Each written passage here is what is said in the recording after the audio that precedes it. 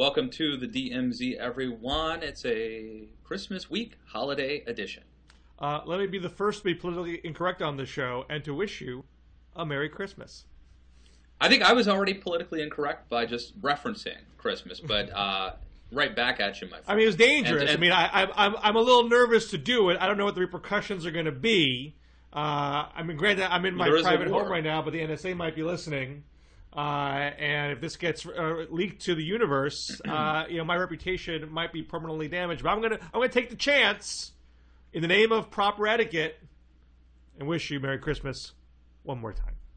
Thank you. And there is a war on Christmas, and I hope everyone will get in their pajamas, drink hot cocoa, and talk to their family about Obamacare this holiday season. Not a bad idea, actually.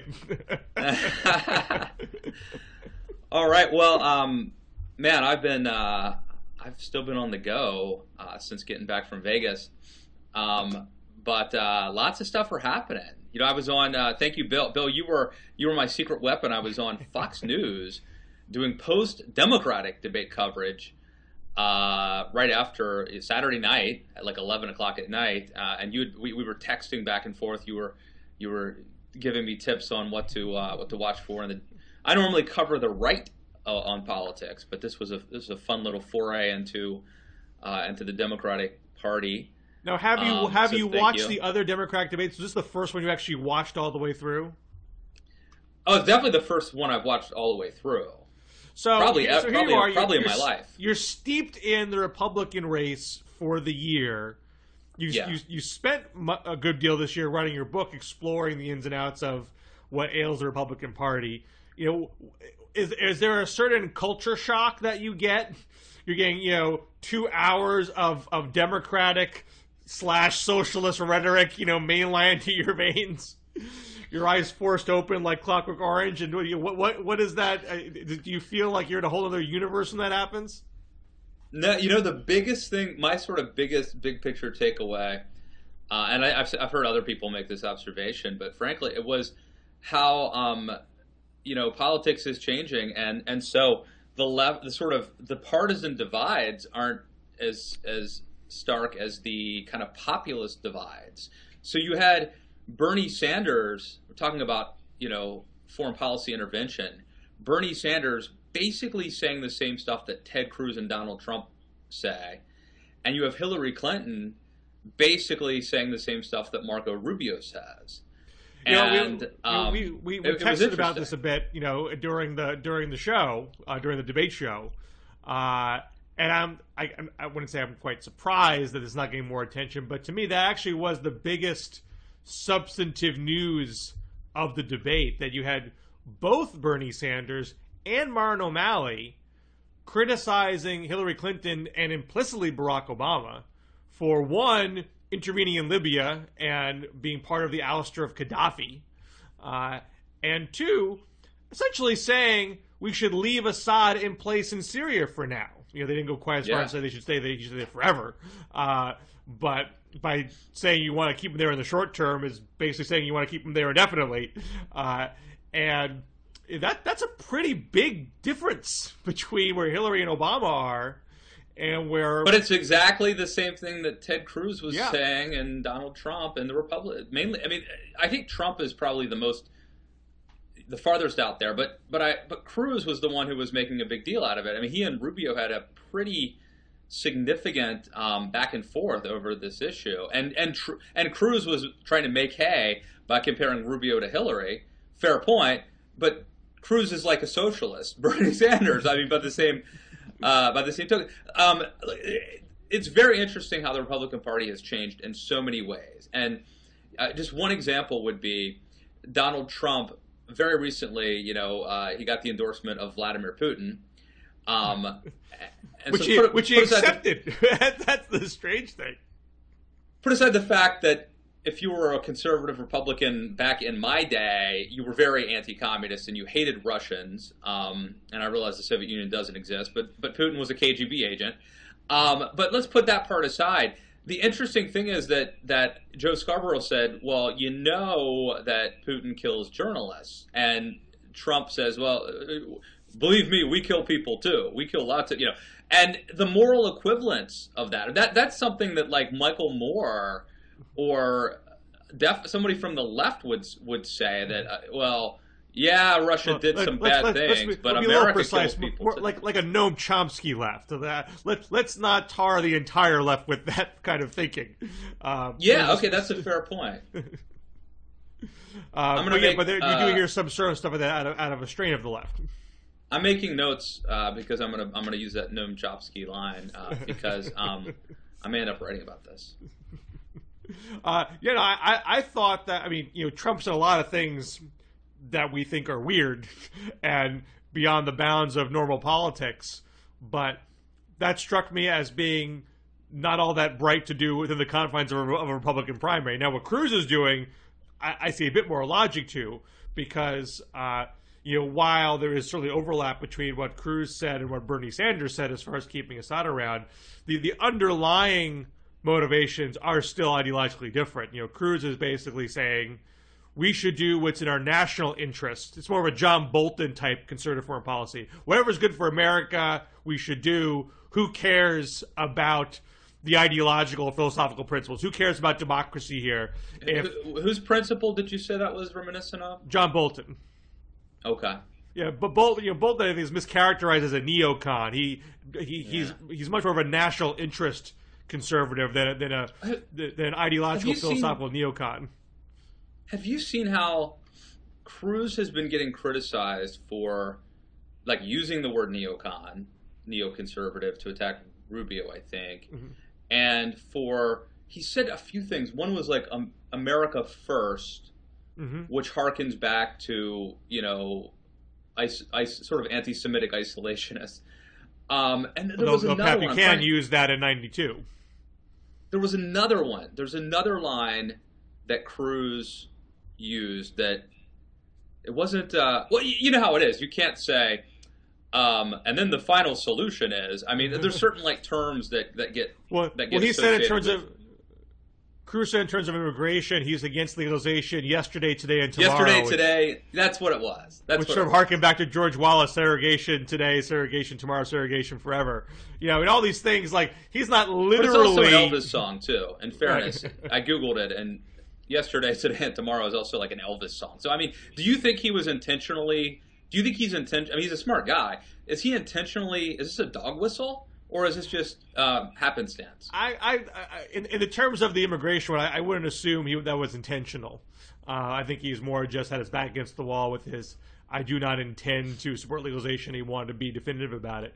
The American First thing's a bit weirder. But again, it's not, you may be going a step too far to say you are intentionally trying to be anti-Semitic. You're intentionally trying to appeal to segregationists. You might get called out for being overly sensitive or politically incorrect or all that politically correct, all that kind of stuff. But it certainly it shows at minimum a lack of care in rhetoric. The kind of that might burn you if you were actually the nominee and competing in the general election. But I think Cruz at least is articulating a view that. I think even if you can be conservative and disagree, but it's rooted in some conservative principle as far as rule of law, American national interest, all that sort of thing. Trump being pro-Putin really is not in line with anything on any side of the fence. Whereas Bernie and Syria is in the line of a long-standing left quasi-isolationism, which says let's not get distracted by foreign adventurism and distract from our needs at home, lifting up the poor, income inequality. Let's not waste our blood and treasure on stuff that's not our business. So I still think Bernie and Cruz are coming at it from different places, even though their endpoint is overlapping. And then this is why there's been foreign policy divides in the Democrats among the Democrats and Republicans for a century, because where you stand in foreign policy does not neatly dovetail in what you feel about domestic policy and the role of government and all that sort of thing. Well, but for the last quarter of a century, it pretty much has, right? I mean, wouldn't you say that during most of our political lives, that was where you stood on, like, your level of hawkishness was indicative of your partisan identity. Well, we've had a situation where, post Vietnam, that the party reputations have been Republicans are hawks and Democrats are doves, and there is some truth to that, of course, but it obscures the fact that the consistency of democratic interventionism, albeit often more on human rights grounds than national interest grounds, goes back to Wilson. Wilson, FDR, Truman, Kennedy, LBJ, Clinton in Bosnia, and now Obama with Libya and with ISIS. There hasn't been a McGovernite liberal anti-war Democrat who's ever been elected president in the last 100. Well, Jimmy Carter would be the closest that Jimmy Carter didn't actually intervene military anywhere, so maybe you can put him there. But he is clearly the exception. All right. Well, let me just run through this little informal list. I'm checking twice here.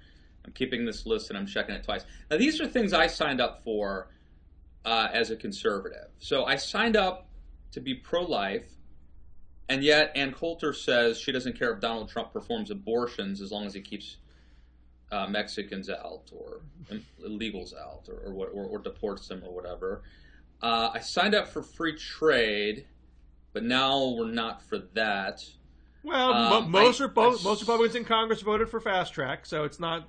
You're okay there. You're just not okay with Trump. Signed up for a small welfare state, or to roll back the welfare state, or to, basically at least means test. And now you can't be for that. That's bad. Now we want to keep government's hands off our Social Security. So we like big entitlement programs now. We do not want to reform them. Maybe we want them to collapse. Maybe that's the trick. I don't know. But I think the national security one is really interesting, because I'm of an age, Bill, where that was a sort of defined. You hated the Russians. It's funny. One of my best friends is Armenian, and when he was a kid, he was always fighting the Turks. Like, when I mean fighting, I mean, like, I was always fighting the Vietnam War, like, in my backyard. You know what I mean? Right. With plastic guns. And he was fighting the Turks.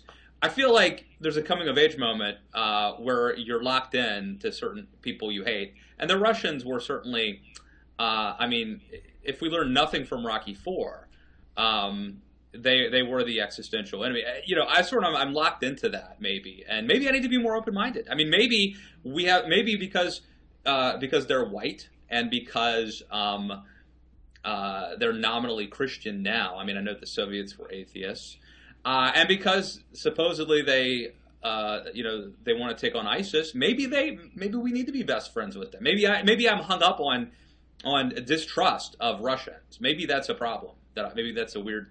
Maybe I have aged out. It's time to ship me off, Bill. Well, I mean, I think there are three places you can be here. There's sort of the Mitt Romney place. Russia is our number one threat, and we should oppose them and try to defeat them geopolitically. They're like the Klingons, Bill. You can't trust them. Right. That's There's Donald Trump, and it's not just Donald Trump. We've seen other conservatives, tout Putin favorably in contrast to Obama. This is a real leader, and even Pat Buchanan has praised Putin on being a bulwark against gay rights. Is Putin the last conservative leader? So there is that strain out there that likes Putin on the merits, on social issues and as far as firmness of executive power, and being an ally against ISIS. There's that, and I think there is a middle ground there, which I would say where Obama is, which is more case by case. Let's oppose Putin on Ukraine, but let's be clear-headed and say we need to work with him if we want to solve the Iran deal, which did work, to the extent You may not like the Iran deal, but the fact is he got the deal that he wanted by working with Russia. And now now Kerry is taking the next step and meeting with them over Syria and saying, can we come up with a peace process where we ease Assad out over time and get Russian and Syrian cooperation versus ISIS, which is what we desperately need. So, if you're taking the Mitt Romney view, you don't even have that kind of olive branch reach out to see where is the common ground. And if you're Donald Trump, you don't even make any kind of noise about what's going on in Ukraine. You might let Ukraine go altogether because who cares? It's not my problem. It's someone other country, and Putin's a good guy, so whatever. But that's sort of where I think the Russia argument stands right now. And it's to some degree healthy for both parties to have a reassessment after 8 years of Bush, after 7 years of Obama. Various foreign policy theories and tactics have been tried. It's probably worth a reassessment and saying what works and what doesn't. Certainly, I think it's in the Republicans' interest to not just cling on to the Bush theory of intervention to the bitter end, because that didn't work very well. I think on the Democratic side, what I saw in the debate on Saturday, I thought while I was sort of pleased to have a substantive disagreement to talk about, I thought what Bernie and O'Malley were saying about it was very superficial. Just sort of equate, trying to take out Assad and Gaddafi with taking out Saddam Hussein. I think they're just totally different situations, and Bernie lumped them all together. Hillary's for regime change, which is clearly meant to yoke her to Bush and Iraq. And in both cases, in both Iraq and Syria, this is not we want to knock off a guy to put in a guy that's more favorable to us. In both those cases, there's a rebellion coming from the ground. That's going to lead to great instability if we don't do something to aid it. We cannot, if we have a strong man executing genocide, that's not healthy for the world. If we have a power vacuum where terrorism thrives, that's not healthy for the world. So I thought O'Malley and Bernie were taking kind of cheap shots there, which I don't like. But having the discussion is a good thing. All right, so 2 quick points. First, I've already gotten several emails from angry Trekkies who point out that the Klingons and the Federation form an alliance. Not really, because I only care about the original show with Captain Kirk, James C. Kirk. That's where it ends for me. Let me say, Matt, we're in full agreement there. There's only one Star Trek. Thank you. The other thing I would say is, so if Cruz, or especially if Trump is the nominee, which is within the realm of possibility, he could run against Hillary from the left, and if you want to call it the left, right? I mean, Donald Trump could attack her for being a neoconservative, regime-changing adventurist, if that's a word, and he could advocate a humble foreign policy. That would be bizarre, right? Certainly bizarre in terms of national politics. We haven't seen that kind of jiu-jitsu in a while. You might see more of that kind of cross-pollination at the state level. But I am more sanguine than you that Trump will not be the nominee. If Trump ran third party, I could see him trying to stake out that turf and talk about that more than he is right now, and pick up. Believe more me, on Hillary the left. was wrong. I mean, he would talk about Hillary's vote on the Iraq War, and he would claim that he would claim he never supported it, or that he opposed it way back in 2003. This is why the Republicans shouldn't be dancing around Trump, worried that if we're too mean to him, he'll run third party and split our vote. He's going to run differently as a third party candidate. He would do more overt appeals to the left in that situation. So I think they're better off now saying, look, this guy is not one of us. We're not going to invite him to the debates. He is beyond the pale, and we don't want him being treated like the spokesperson for our party. I don't want to go down this rabbit hole. I think we've had this discussion before, but I would say my brother-in-law, and I've got 3 of them, so I won't. So this shouldn't give away too much. But one of them is supporting Trump. And my point being that there are a lot of, there are a lot of sort of regular conservative Republicans out there who are supporting him. And if you do that to him, then I think he becomes a martyr. It's perceived as unfair, and you lose them. So you've had some personal conversation with your brother-in-law. Is he Trump do or die? Or I haven't talked. Or do you think he's just having some fun? I've already divulged too much, but no. I'm hearing this secondhand. We have not had the. Okay. This might be a Christmas. This might be a discussion that we have around the. There really could be a pajama boy moment where I will, instead of healthcare reform, I'll be asking him, "What the hell are you thinking?" But you were telling me before we started talking that you are actually concerned that Trump will be the nominee, that your party has left you. But you said this before, that the party's sort of gone left in all these things. Do you really think? I mean, you know your party better than I do. You're in the midst of it, and I'm not. Your sense is that the party has been fully Trumpized, and all is lost. No, I don't think all is lost, and I don't know. We've been wrong about so much. It's always hard to predict anything. Who predicted Santorum would win Iowa last year?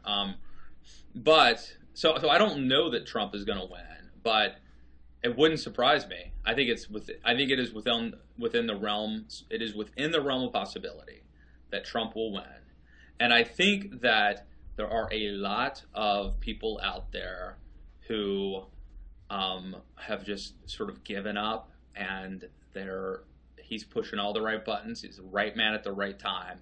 I don't think this would have worked a decade ago, but I think he's tapping into some deep-seated stuff. It's the zeitgeist, and I think there is an appeal, and there's a question as to whether or not some people argue that he's actually underrepresented in the polls, despite the fact that he's already dominating a lot of polls. That supporters are he's underrepresented. I don't know if you saw this, Bill, but the theory is, they've seen this in other nationalist populist parties around the world, but they underperform on telephone polls because this would be attributable to the fact that it appears that Trump supporters are non-college educated. The theory is that the college-educated supporters of people like Trump won't tell you. They're ashamed to say that they're supporting Trump, but deep down they're like, yeah, man, we got to do something about this stuff going down. Trump said, I don't like Trump. He's a son of a bitch, but he's our son of a bitch. And I don't want people to know that I'm supporting Trump, but someone's got to clean this stuff up. Someone's got to take care of business. And you got to break some eggs to make an omelet. You know what I'm saying? I'm going to pull the lever for him. We've seen that dynamic in some other races in history, particularly when the alternative is someone who's not white. We've seen that kind of dynamic before. But my sense of it right now is there isn't in Republican circles, there isn't a social stigma for backing Trump right now. Trump is the toast of the town. Trump gets all the press. No, there Trump's is, rallies Bill. are huge. There is. That's why the dichotomy would be. That is why he would be underperforming in the polls amongst a certain class of more highly educated Republicans. I think the dynamic is the opposite right now, which is everyone's having like a giant cake party for Trump right now, and the hangover is going to come a month or so from now, and the polls will fall.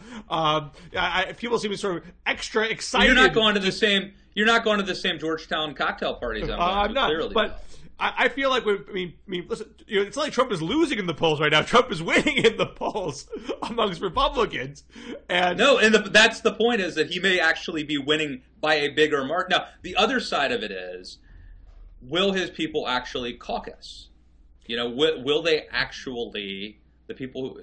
So I think it's not simultaneously, but you could argue, this is like a Schrodinger's campaign type situation. You could argue persuasively that Trump is either being overrepresented in polls because they're not going to actually show up, they're not historically likely voters, or that he's being underrepresented based on the theory that I was just talking about here, about people not telling phone operators. So this is showing up in online polls, but not on phone polls, is the theory. And some smart people that I know subscribe to this theory. I mean, I go with the former. I mean, in part because we've had evidence that his ground game is not up to snuff. He hasn't put the energy into it.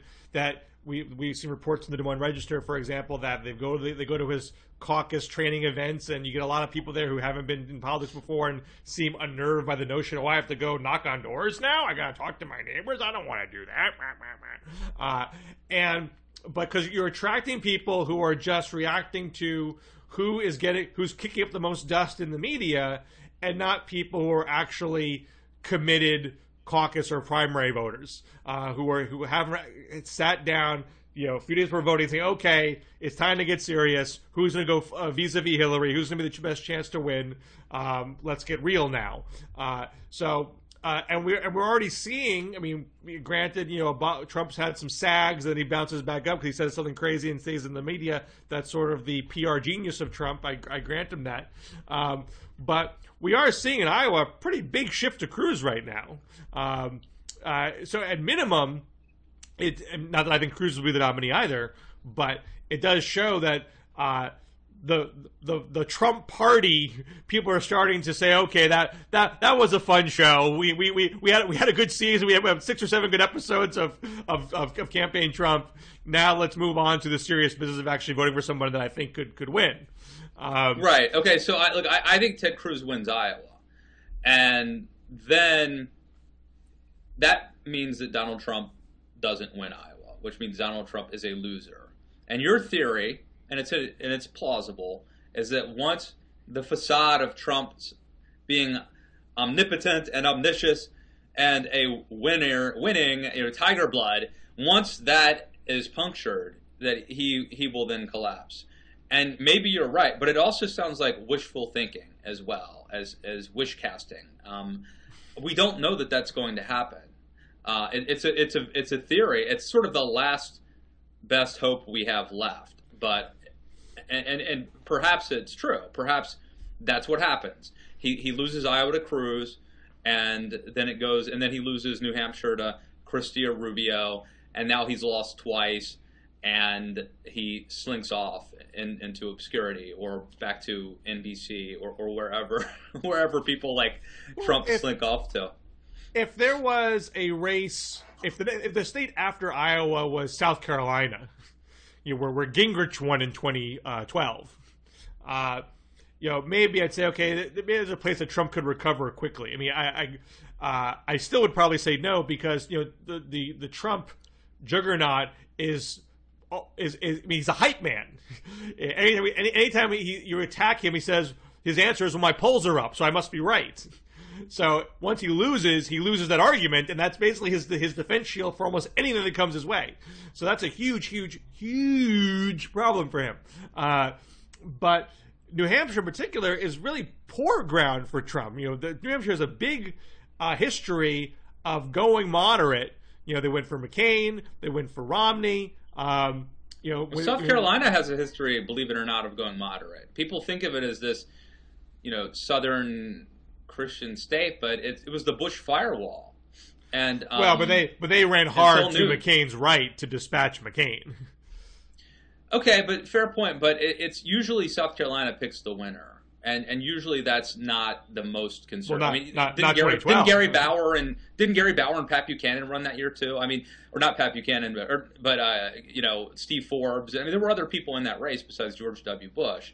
I mean, my point is that I think South Carolina, because Newt, I mean, there's the image, that it's this southern right-wing state, but there's more moderate voters than you might think. Well, Lindsey Graham is a senator from South Carolina. That's true, and I think, generally speaking, the Republican primary electorate is more moderate than we think at this stage of the game, because people who are more rabid are showing up at events and getting goosed by talk show hosts and goosing people in the polls. But the voting populace expands dramatically once you get out of these first few states. But New Hampshire, because, in large part, independents can play, and New Hampshire independents have been a more moderate lot, and I think they will probably be less likely to participate in the Democratic side because that race is less dramatic. I don't see Trump being able. I would think New Hampshire is going to look at Cruz winning Iowa and say, "Okay, that's not a good way to go. We don't want to give Cruz like a giant launch pad into the nomination. We got to put a break on that." And whoever's going to seem the more electable alternative to Cruz would get the leg up. Now, there's a risk that they can't decide who that is, and it splits between Rubio and Jeb and right. Christie and Kasich. But the asterisk here, Bill, the other complicating factor, and I'm not saying you're wrong, but the complicating factor is that Donald Trump performs best amongst like secular, liberal, and moderate Republicans. Well, I think he has some support there. Aside from particularly in the Northeast. I grant that. I mean, he polls well in Massachusetts. I mean, he's very akin to Howie Carr, who's the local Rush Limbaugh here. So I agree. He has a Northeast constituency that should not be ignored. And Pat Buchanan won New Hampshire in 1986, but with a very small percentage, with about 26%. So I think Trump could, in that sense, make it hard for Cruz to consolidate the right in New Hampshire. But I think if the establishment can really consolidate around one alternative to Cruz, I don't think Trump gets to sneak in there. But that to me is the big wild card. Right now Rubio has sort of the leg up in that establishment race. But if he can't really, and he's trying to, we've talked about he wants to peak at the right time. So if he pulls that off and he peaks at the right time, he would get it.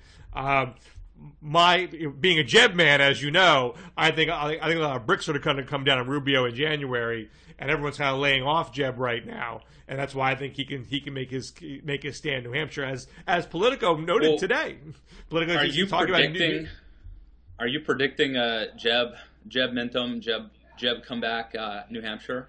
Well, I mean, I'm on record saying Jeb's going to be the nominee. If Jeb can have a very strong New Hampshire showing, maybe if not winning, if you can do like a Bill Clinton 1992 and be the close second and sort of make the cut going forward, that would probably be enough for him because that would be Jeb back from the dead. Jeb's the comeback kid. I mean, I think he could probably go on from there. Good news. The Hill reports Bush grabs former Graham supporters after 2016 exit. Jeb could be up to 4% in the polls if that happens, if he gets 100% of Lindsey Graham's support. So there's this question where there's a sense that not just Graham, but John McCain and Kelly Ayotte, the New Hampshire senator, that the three of them could endorse as a block. And while Graham was polling at 0, so in and of himself, he doesn't bring you very much. McCain still has a constituency. It's not the hard right constituency. There is a McCain constituency, particularly with national security conservatives. And Graham's his best friend, so he wasn't going to abandon Graham. Now that Graham's out, he's free to endorse somebody. And they're both close to Kelly Ayotte, and she might be a kingmaker in New Hampshire, where she's from. So some people think, I think it's certainly the case, they want to stop Trump or Cruz for all the foreign policy reasons you laid out. They are hawks. They're interventionists. They don't want to go down. Romney could endorse Rubio or somebody up there. And foreign policy-wise, he's definitely with the Graham-McCain wing. So they all could go together. And endorsements don't matter much anymore, but at the right time, at the right place, it could show consolidation around a candidate and shore up support. So, I mean, typically I don't think endorsements matter much, but sometimes they might. So I think it'll backfire. I mean, in this case, it might seem like the establishment's going one way. We hate the establishment. Let's vote somebody else. Yeah. But at some point, you just have to own that, right? I mean, if you want the establishment lane, then you just have to take the bad with the good, right? I mean, so in one hand, they could go with Rubio if they think Rubio is the hot hand, best chance to stop Cruz or Trump from getting the nomination. Clearly in sync with them foreign policy wise. So let's let's go with who's our most electable shot, kind of like Ted Kennedy going with Barack Obama in 2008. But I do recall, particularly Graham, was not happy with Marco Rubio during the immigration debate in 2013. They thought Rubio was fair weather. I mean, Graham said stuff on the record criticizing Rubio for abandoning the bill that they helped negotiate. So if that's still sticking in their craw, and we did see there was, Jeb actually had drinks with McCain and Graham in New Hampshire last week with a photo they put up on Bush's Twitter feed. Bush might have the inside track there. I don't think they'd go with Bush too soon and have that endorsement be wasted. But if Bush was making gains, maybe they want to put him over the top in New Hampshire at the end, towards the end. Yeah, it could be weird. Maybe they divide. Maybe like Rubio. Maybe maybe Romney backs Rubio and McCain and Lindsey back Jeb or something. I mean, and that's indicative of the problem right now, which is that the establishment lane is dividing up their votes, and it feels like Cruz and Trump clearly are the two in the. But that's a divide too. I mean, you don't have consolidation on either side right now. No, but I think that it's splintered. Well, number one, it seems like there are a lot more of the populist grassroots votes than the establishment votes out there now, at least in these early primary states. And then secondly, it's the Republican sort of establishment is dividing it. They're splintered by like 5 people, whereas I think that the grassroots populist wing is really now consolidating around two possibilities. That's how it seems to me. Well, I mean, it's literally what it is right now. My point from the beginning has been the establishment historically unites, and the right remains divided. The purists have a hard time being strategically doing strategic consolidation. They stick to who they love, and the establishment tends to be more pragmatic and go with who is their best shot to unite around. So I'm gonna stick with history. I'm gonna stick with Jeb. But to shift gears before we have to wrap things up, I had a piece in Real Clear Politics yesterday, which conservative readers did not cotton to, that argued that Obama has broken the second-term curse. You go back 40 years, anyone who's been a second-term president has had a major scandal midway through their second term. Nixon didn't even survive his second term because of Watergate. Then Reagan had Iran-Contra at the tail end of 1986. You had then Bill Clinton had Lewinsky and the impeachment. And then George Bush was hit by Katrina at the end of 2005.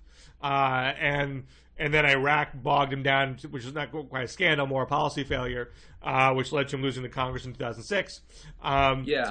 I think scandal's the wrong way of looking at this, because Obama did have scandals, but he's had a very productive second term that wasn't bogged down, and a lot of the other cases that wasn't. Well, with Obama, you can either say Obama did not have any kind of real scandal, which is the liberals' take, or the conservative take is we had real scandals, but the media didn't cover it properly.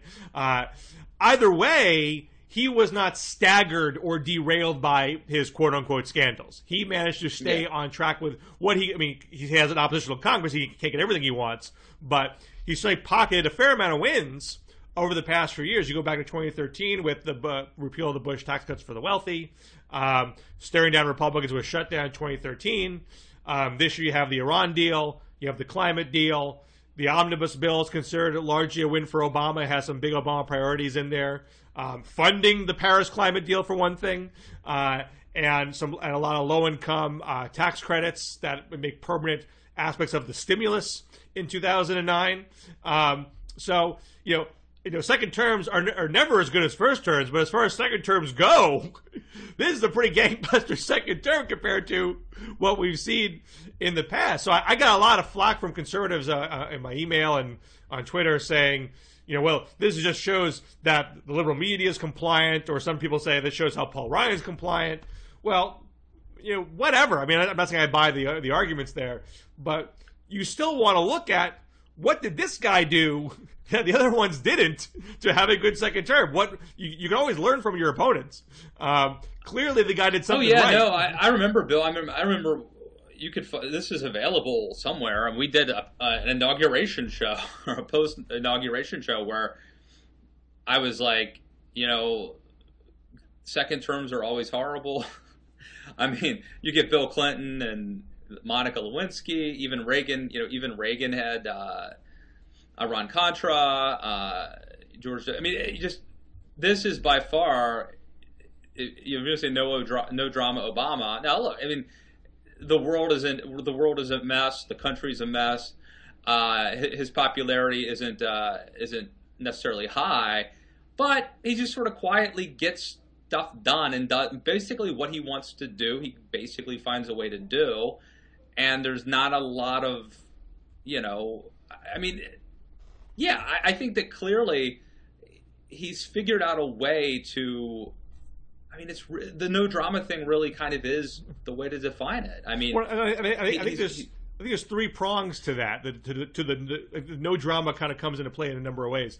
Number one, in scandal management, to the extent that there have been scandals, things like the IRS or Benghazi or the Secret Service or healthcare.gov. Either he is. Well, in all cases, I think they're very good at getting their facts straight and giving those facts to the media so their story gets told and it's not a one-sided story. So they do that well. Number two, when somebody is compromised, they usually whack them pretty quickly. They got Eric Shinseki, who was pretty golden child in Democratic circles in the VA. When VA got too hot, he was gone. And with real credentials. Yeah. As a veteran as well. I mean, not just like politically, but yeah. I thought he was. Secret Service chair was gone too. There's some lesser things like there was some sort of flyover of New York City. They got people freaked out that there was a terrorist attack. Like that guy got fired. The GSA had excessive expenses for office parties. That guy got whacked. They don't let those things metastasize. So Bush famously was loyal, right? You're doing a heck of a job, Brownie. So are you saying one of the lessons to learn here is presidents should have a very short leash when people become problematic or embarrassment? You cut them immediately. Do not let them linger, and do not double down and defend people out of loyalty. Just get the toxins out of the body immediately. I mean, generally yes, but then you have this other example. That doesn't embolden. Don't people smell blood? Doesn't that embolden? You have this other example of healthcare.gov where they did not do that. I mean, Sabia's was eased out later, but their initial impetus was don't panic, solve the problem first. Work through the issue. Be patient. Again, it's another aspect of no drama. And then once the ship got right, then they let her go out on more favorable and calmer terms. And part of that was they didn't want people to feel like they were on the chopping block at the drop of a hat. So there's calibration there as far as when to pull the trigger. And they went overboard in the first term with Shirley Sherrod.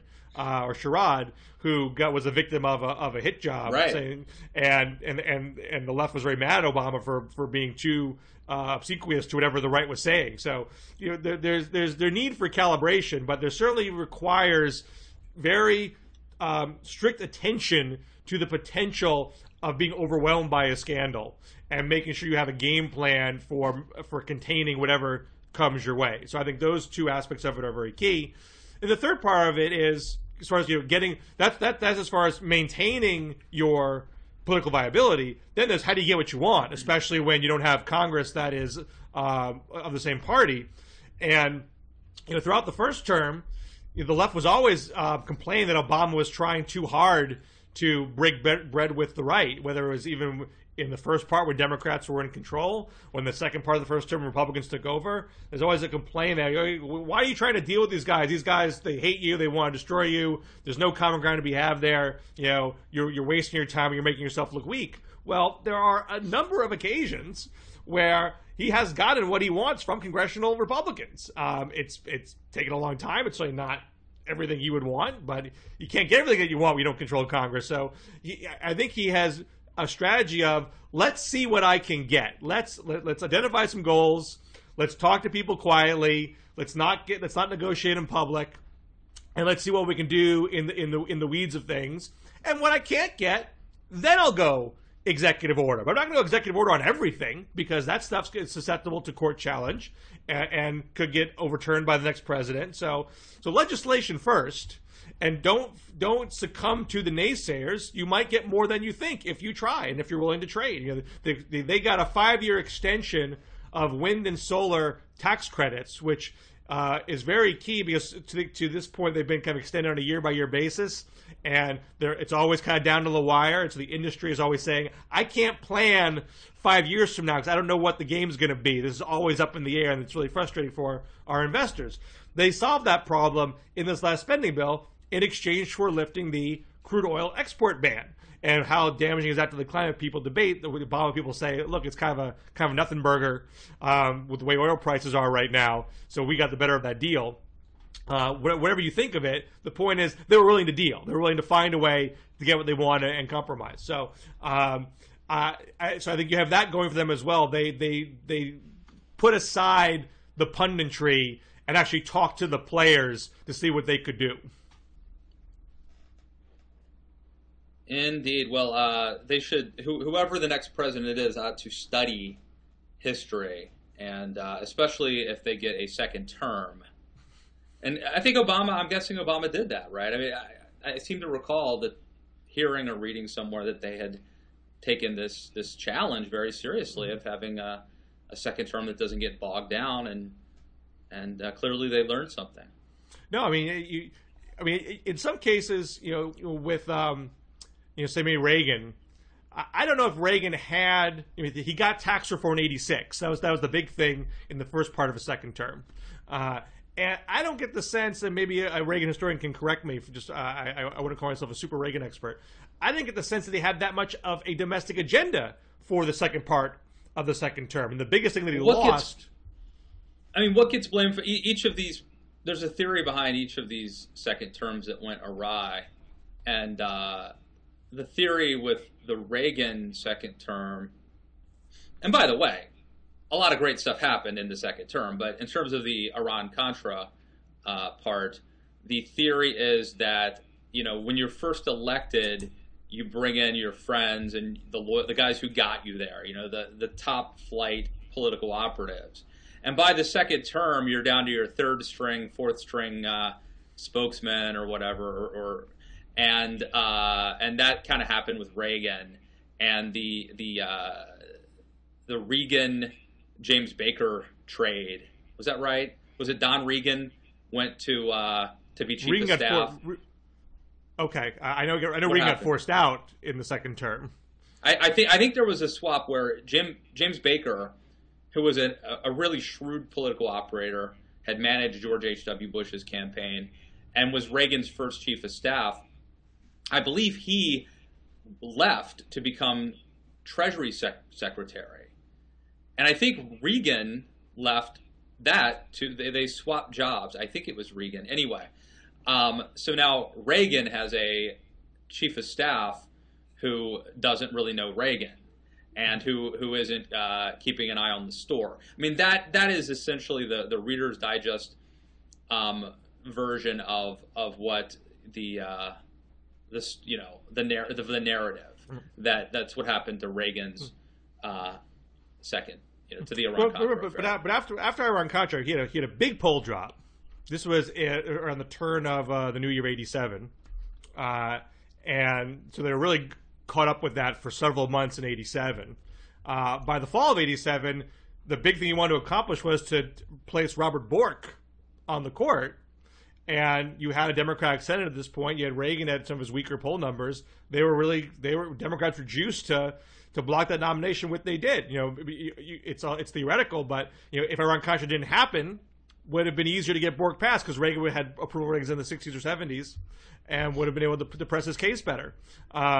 So I think there was some actual specific damage that occurred to his legacy because of that. Now he still got the nuclear arms treaty with Gorbachev after Iran-Contra. In fact, there was an argument that they were eager to get Iran-Contra off the front pages and have a win, but they didn't have a domestic agenda, I think, to fill the space.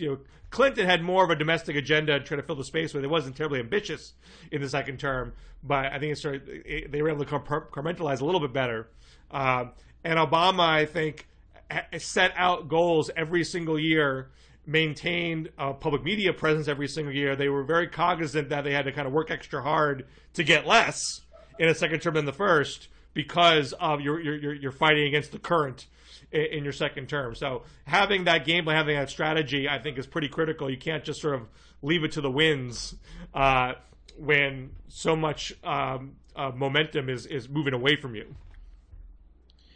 Indeed. All right, Bill. Well, Merry Christmas, Happy Holidays to all of you out there in the northern and southern, eastern, western DMZ. 1 month till Doom to Fail? 1 month. That comes out January 26th. Pre-order now on Amazon.com, BarnesandNoble.com, BooksAMillion.com, wherever fine books are sold. If you've not done that yet, please do that ASAP. We need to plan out our Christmas schedule, our New Year's schedule. And, well, I probably need to take a breather for the final week. I might have to see you in the new year. Yeah, and then I'm going to be out on book leave. I'm gonna need you to sort of hold down the fort, promoting the book while I'm out, shamelessly promoting it on the hustings. So, do you know where the tour is going to take you? Well, okay, so initially, we debated me going to Iowa, but initially the strategy is honestly to stay in the D.C. area for D.C. or New York. The book's going to launch in New York, be up there to do TV, probably the 26th, 27th, 28th. Then I'll be in D.C. for the next couple of weeks. So when Iowa and New Hampshire is going, I'm going to be around here. It's actually not till March when I'm going to be doing an actual book tour. And just a few select locations, and somewhat random.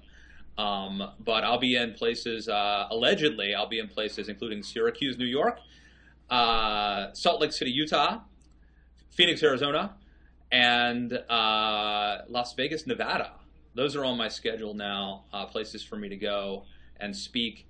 I will be speaking also, if you're in the D.C. area, at the Leadership Institute's Wednesday Wake Up Breakfast. That's the first Wednesday in February. I think if you sign up early, it's $5.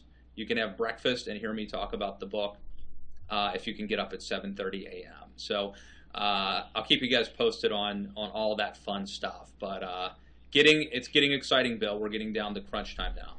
Well, if plans change in February and they do ask you to come to New Hampshire, you let me know. I'm only an hour away. So yeah, well, I mean, it would make a certain amount of sense, to do something up there with the book. So, and when is syrup season? Sugar Shack season? Sugar Shack season is going to, well, it's such a warm winter right now. I'm not even quite sure we're going to have a maple syrup season, but typically that starts in early March, where the sap starts to flow. Well, maybe that's an argument to go up there after the primary. I don't see why it's an either or. I mean, you really should come up as much as possible. Alrighty. Well, have a great Christmas. Merry Christmas. God bless you each and every one. Do order the book, and thank you for your support throughout the years. We appreciate it. See you in 2016.